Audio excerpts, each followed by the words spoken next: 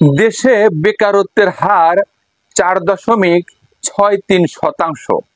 বেকারের সংখ্যা হচ্ছে 27,40,000। বিশাল একটা জনগোষ্ঠী কিন্তু বেকার।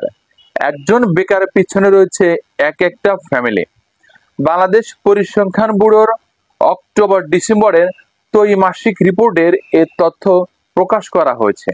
সেখানে বলা হয়েছে, বর্তমানে চলমান রাজনৈতিক এবং অর্থনৈতিক অস্থিরতার কারণে বেকারত্ব বাড়ছে, পাশাপাশি উচ্চ মূল্যস্ফীতি, বিনিয়োগ না থাকা এবং ব্যাংকের উচ্চ সুদের কারণে বেকারত্ব কিন্তু দিন দিন বেড়েই চলেছে।